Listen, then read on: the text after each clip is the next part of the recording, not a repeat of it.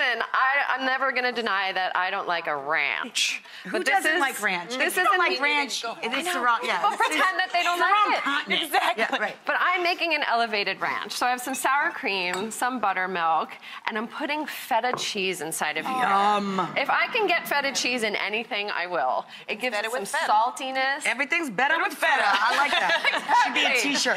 A little bit of parsley, some scallions. So it's sort of like a cross between a scallion dip, a little garlic, a little salt and pepper, and feta.